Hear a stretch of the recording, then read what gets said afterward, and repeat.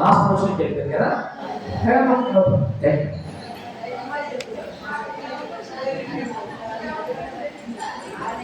కొంచెం ఫస్ట్లో భయపడింది. 13 వచ్చారు మాట్లాడతాను చెప్పండి. అందరిలో రావాలి. ఆ ఊరు ఎక్కడ ఆడాలి? మైక్ దగ్గర ఆడాలి. ధైర్యం గొప్పది. అందుకొరకు మనం దేవుడిని తీసుకోవచ్చు. హల్లెలూయా. ఒకసారి పద్మావతి చప్పట్లు కొట్టండి.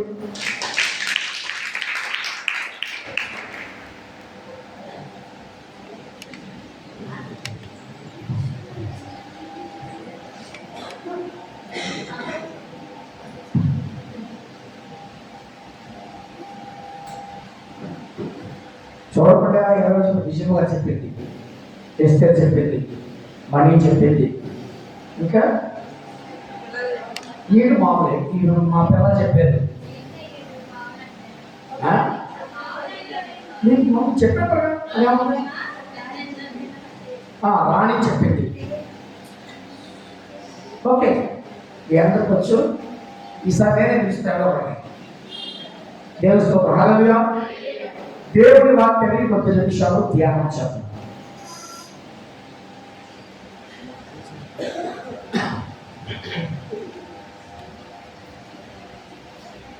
అయ్యగారు కొంచెం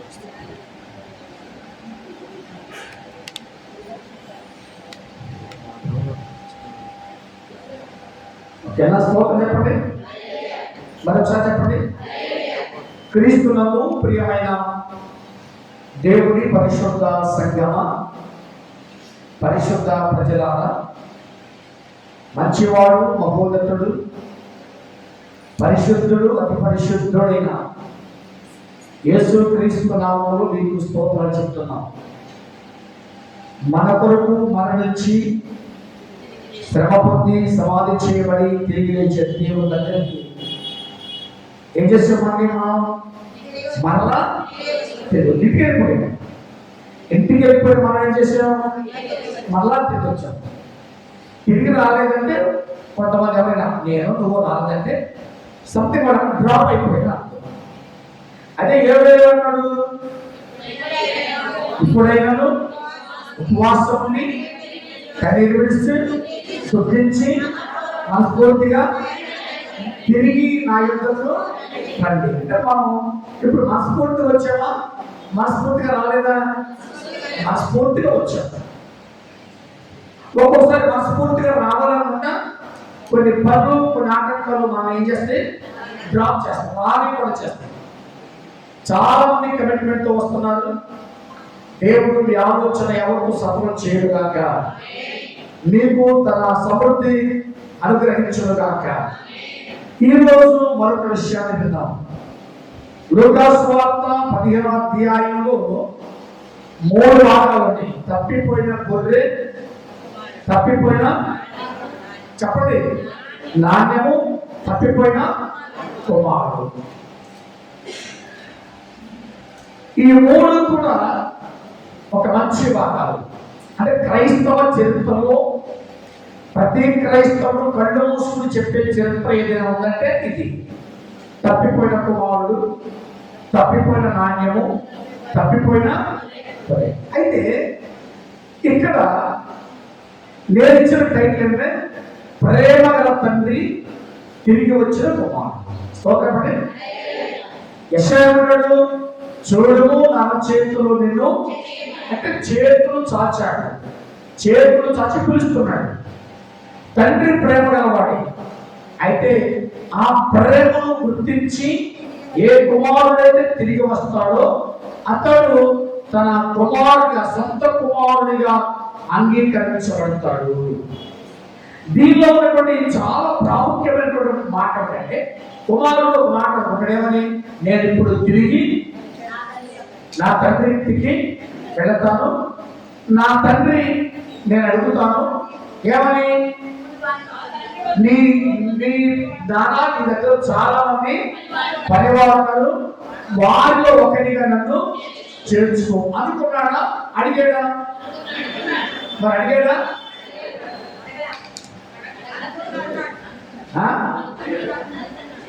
అడగాలనుకున్నాడా? అడిగాడా? అడగాలి ఆడుకున్నాడు. మరి ఎట్లా అడగలేదు మరి? చూసారా భాగం అంతా? బాగా చదివారా భాగం అంతా? ఇందాక సౌండ్ లేదు. ఇప్పుడు అడిగాడు అడగలేదా? గట్టిగా ఉన్నారా? అడిగాడని చూపిస్తే మీకు సరే. అడిగాడు అన్నవాడు చేయొద్దండి.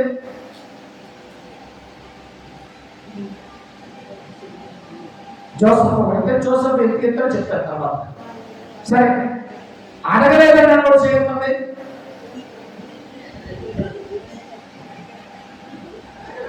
అంటే మిగిలిన వాళ్ళంటే అట్టి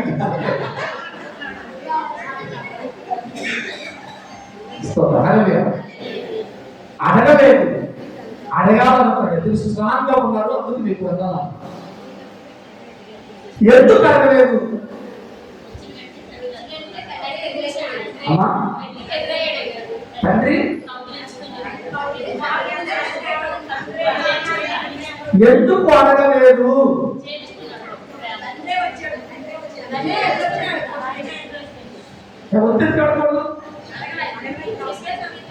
అడగల. అది చెప్పే అవకాశాన్ని తండ్రి.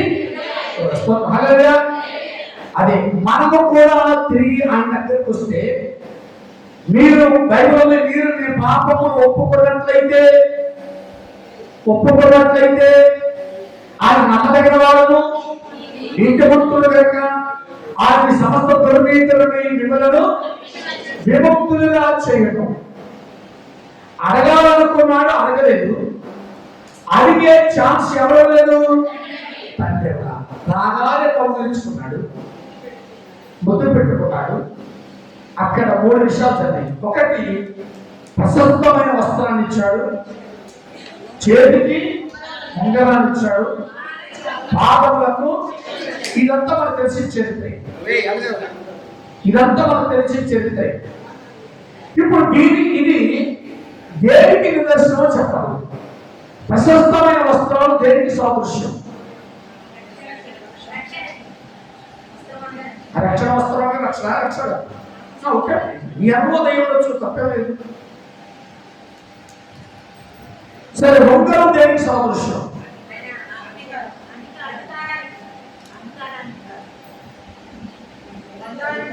చెప్పులు దేనికి సాదృశ్యం? అని సమాధానం చూడని ఆ చూడ కనిపించామా? బైబుల్ ఎవరు కామెంటరీ వాళ్ళు, నేను ఎవరు తప్పచ్చు ఇంకా మాట్లాడతాను అంతే. బైబుల్ యేసు ప్రభుని ఒక్కొక్కరు ఒక్కొక్క విధంగా వర్ణించాడు.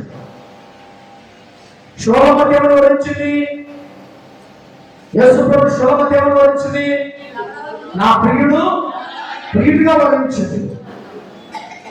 కొంతమంది తండ్రిగా వర్ణించారు, కొంతమంది కుమారుగా వర్ణించారు, కొంతమంది దావీదు కుమారుగా వర్ణించారు, కొంతమంది దేవుడిగా వర్ణించారు. ఎవరు బైబుల్ ఒక వాక్యాన్ని నీ జీవితానికి నువ్వు ఎలా అన్వయించుకో తప్ప. నేను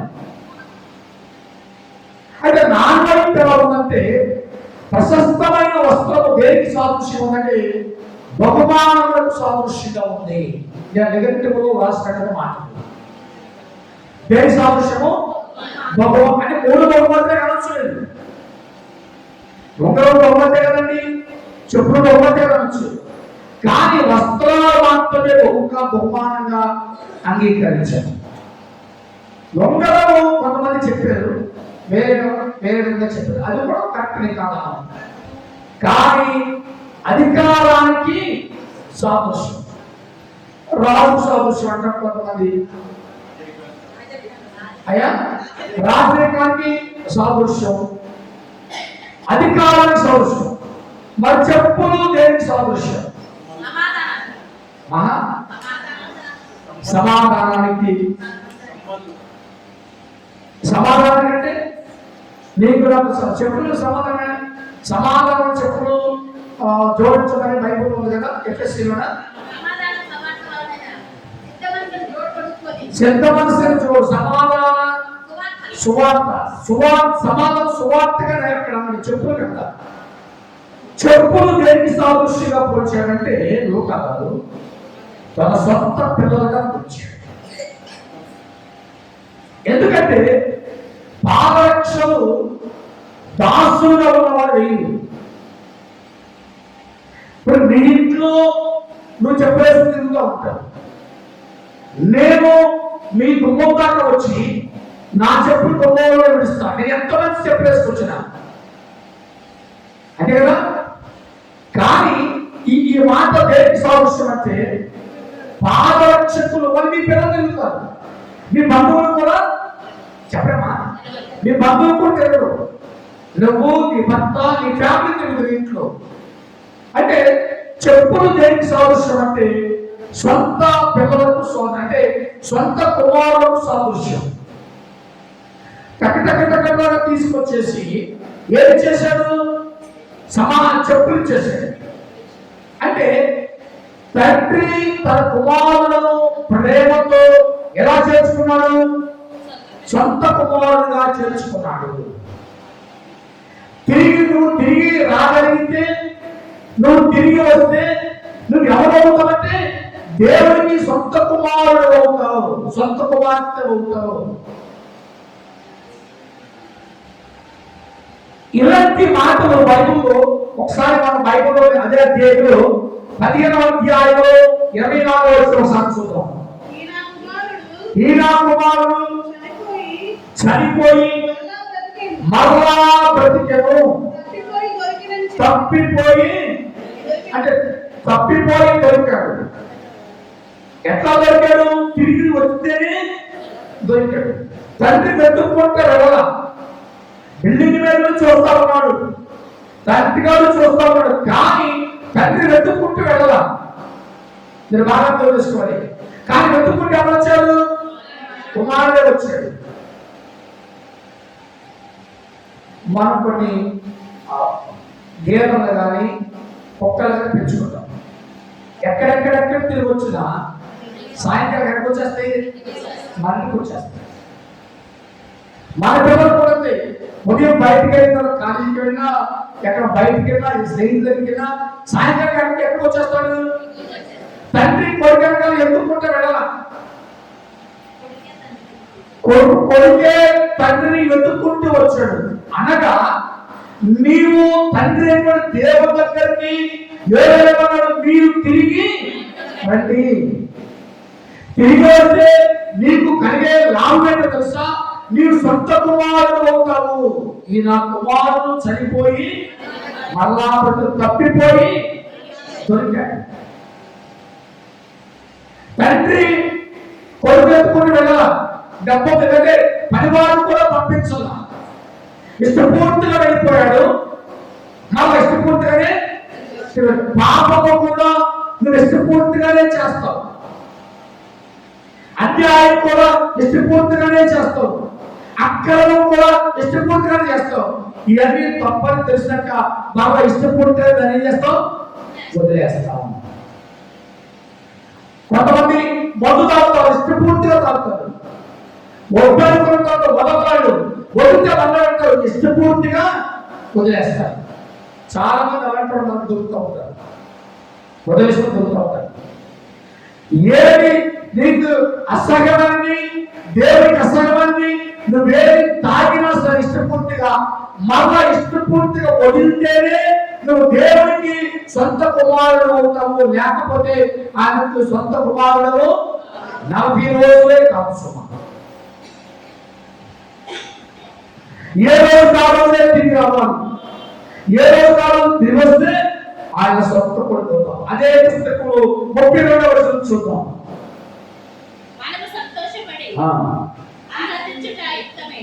మనము సంతోషించి ఆనందించుట యుక్తమే. ఈయన తమ్ముడు చనిపోయి తిరిగి బ్రతకు కాదు, ఏం చేశాడు? తిరిగి బ్రతకాడు. మరలా ఈ కొడుకు ఏమయ్యాడు? తిరిగి బ్రతకాడు. తిరిగి బ్రతకాలంటే చనిపోయి బ్రతకాలి. చాలా సార్ చచ్చిపోయి బ్రతకడం సార్ ఇట్లా అన్నది కదా. ఏమంటా? భార్య భర్త గొడవ అయితే, తండ్రి పెట్టుకోండి గొడవ అయితే, తండ్రి కానీ కొడుకు కానీ భార్య కానీ భర్త ఏమంటారు? ఇష్టం లేదు సార్. మనసు చంపుకుని ఈయన కుమారుడు చనిపోయి లేక తిరిగి బ్రతికాడు. దానికి బైబిల్లో జపనే ఏమన్నాడో చూద్దాం. ఒకసారి చూద్దాం. 3వ అధ్యాయం 15వ వచనం.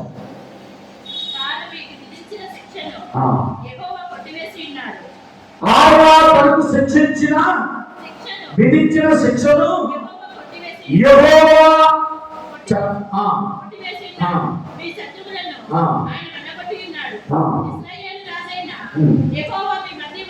అక్కడ నన్ను కూడా నేనే తీసుకున్నాను సార్. అంటే 17వ వచనం అంటే నీ దేవుడు యెహోవా నీ మధ్య ఉన్నాడు, ఆయన శక్తివంతుడు, ఆయన రక్షించును, ఆయన బహు ఆనందంతో ఎందుకు సంతోషించును, నీ ఎందుకు తనకున్న ప్రేమను బట్టి శాంతం వహించి నీ అందరూ సంతోషము చేత ఆయనను హర్షించను. అంటే హర్షించడం అంటే చెప్పండి, హర్షించడం అంటే నీ దేవుడు యెహోవా నిన్ను ప్రేమించాడు, నీకు రక్షణ ఇచ్చాడు, నీకు సంతోషాన్ని ఇచ్చాడు, నీకు సమాధానం ఇచ్చాడు, నీకు శక్తిని ఇచ్చాడు, నీకు ఆనందం ఇచ్చాడు, నిన్ను చూసి హర్షించాడు. ఎప్పుడు హర్షించింది? నువ్వు తిరిగి రావడం వల్ల. నువ్వు తిరిగి రావడం వల్ల. కొడుకు చెప్పి రాలేదు, అనుకుని వచ్చాడు. నాన్న ఇంటికి వస్తున్నానని చెప్పలా, చెప్పాడా? నేను కౌలు పంపించలా. కౌలు పంపిస్తే వస్తున్నాడు కదా అనే ఆలోచనతో ఉండేవాడు, అంతగా ఎదురు చూసేవాడు కాదు. ఇప్పుడు ఇక్కడ ఉన్న సత్యం ఏంటి తెలుసా?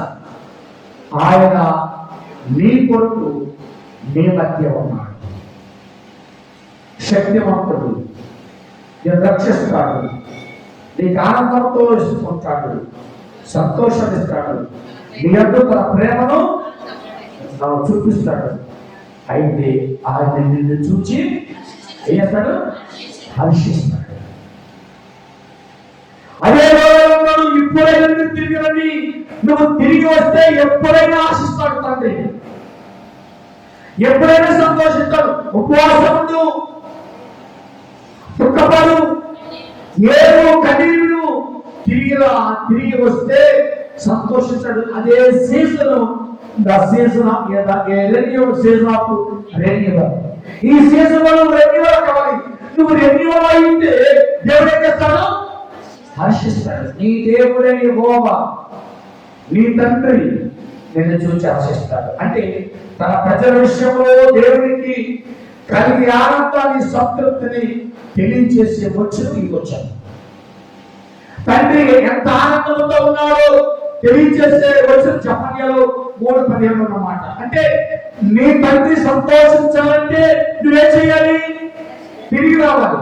నువ్వు హర్షించాలి, తండ్రి హర్షించాలంటే నువ్వు తిరిగి రావాలి. తండ్రి ఆనందించాలంటే నువ్వు తిరిగి రావాలి. అందుకని తండ్రి తన కుమారుని ఎడల జాలిపడినట్టు యెహోవా యందు జాలిపడి, తండ్రి జాలిపడాలి, తండ్రి హర్షించాలి. అందుకనే చూడము అరచేతులను చెక్కుకున్న తండ్రి చూస్తానే ఉంటాడు, చెక్కుకున్న తండ్రి నీకు ఎదురు చూస్తూనే ఉంటాడు. అలాంటి ఎదురు చూపు నువ్వు పొందాలనుకుంటే, అలాంటి ఎదురు చూపు నువ్వు చూడాలనుకుంటే నీ దేవుడు యెహోవా నీ పక్షముగా ఉన్నాడు. స్తోత్రం, హల్లెలూయా. అందుకని ఆయన హర్షించడానికి చెప్పాడు. అది యెషయా చూద్దాం, 46వ అధ్యాయంలో 10వ వచనం చూద్దాం. నా నీతిని దగ్గరకు రప్పించి ఉన్నాను. 46:13 చూడమ్మా. నా నీతి దగ్గరగా రప్పించున్నాను, అది దూరంగా లేదు, నా రక్షణ ఆలస్యం చేయలేదు. సీయోను రక్షణ నుండి నియమించున్నాను, ఇశ్రాయేలుకు నా మహిమ కలిగించుచున్నాను. నా నీతి నీకు దగ్గరగా. ఎట్లా ఉంది?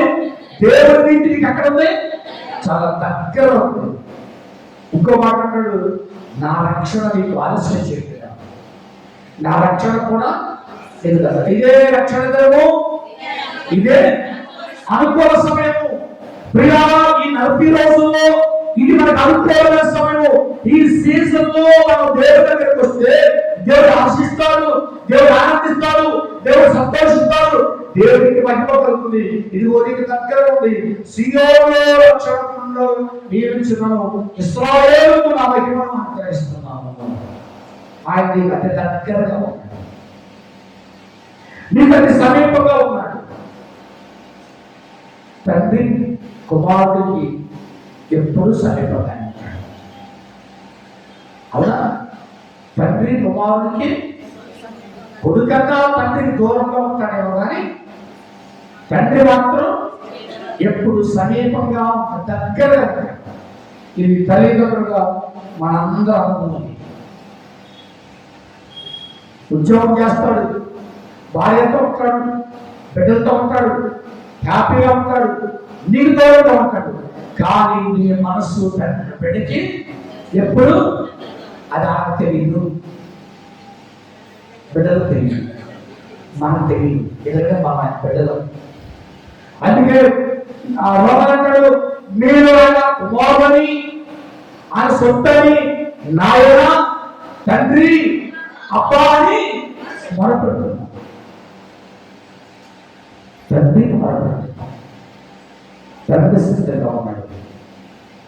51 చూద్దాం. యెషయా 51.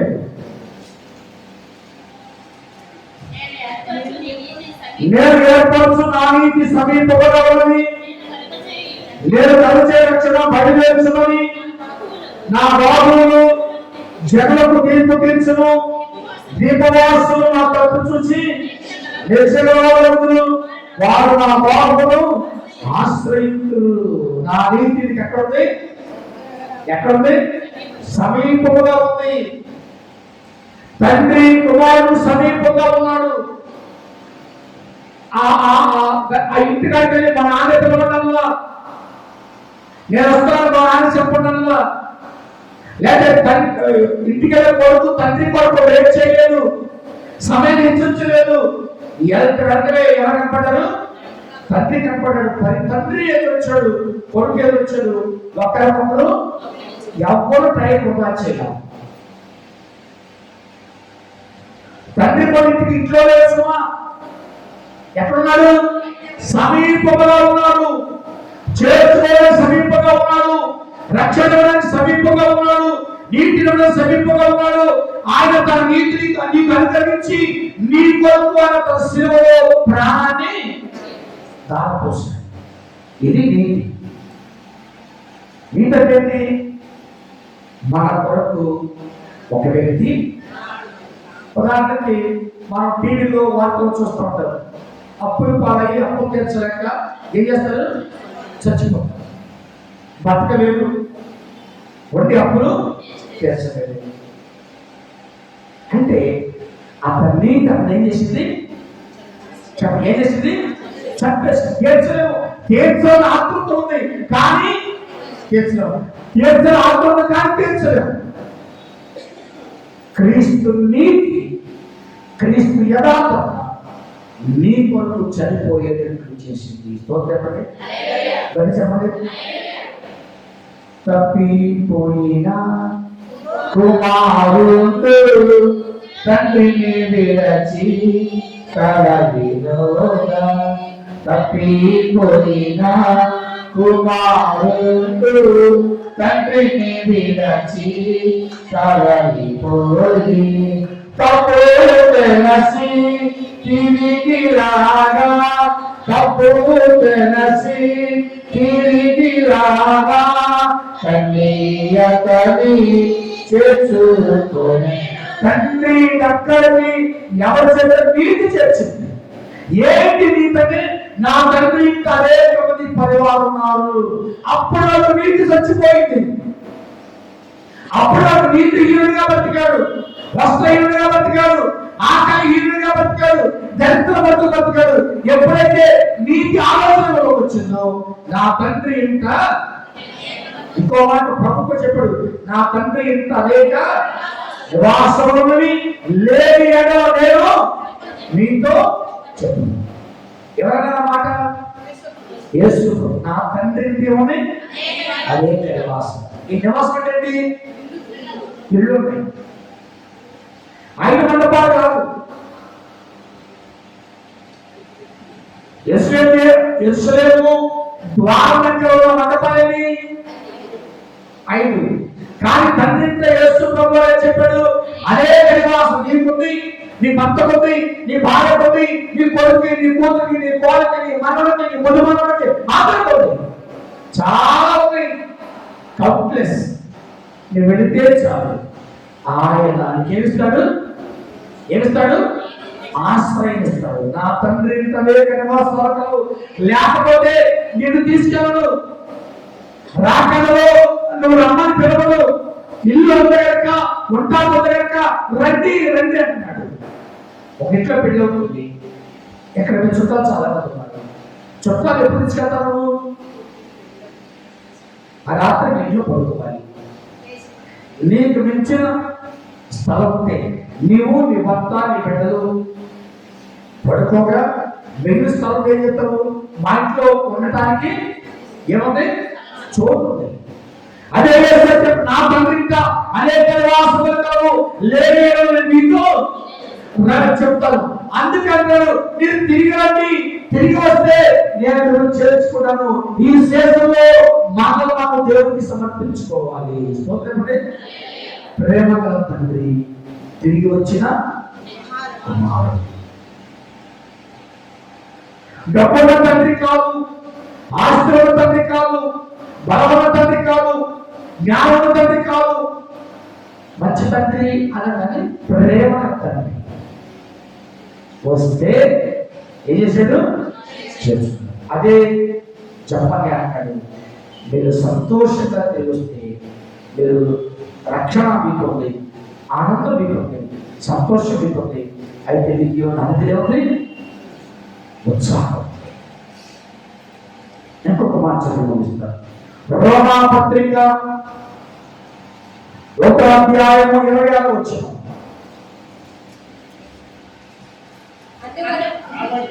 అందువలన దేవుడు నిత్యమైన అభిలాషను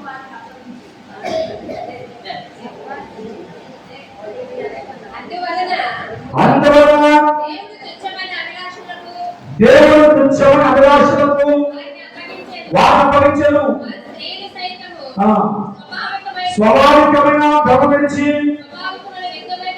విరుద్ధమైన ధర్మం అనుసరించి అట్టవలే పురుషులు కూడా స్వభావం ధర్మం నుంచి పురుషులతో పురుషులు అవాచ్యములే చేయించు, తమ తప్పిదములను తగిన ప్రతిఫలమును పొందుచు ఒక్కరిలో ఏమైపోయారు? అక్కడ మాట తెలుసా? తప్పిదములకు తగిన ప్రతిఫలమును తప్పిదం అంటే భార్య కావచ్చు, భర్త కావచ్చు, బిడ్డలు కావచ్చు, ఎవరైనా తిరిగి రాగా చేసిన పాపములకు ఏమైపోతారు? ఏమవుతారు? తప్పిదం పొందారు. తప్పును వారు అనుభవించారు.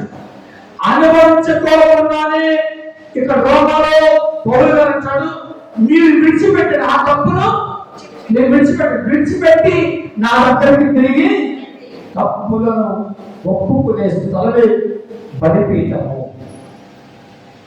తప్పులను ఒప్పుకునే స్థలమే దేవుడి కృపాపీఠము.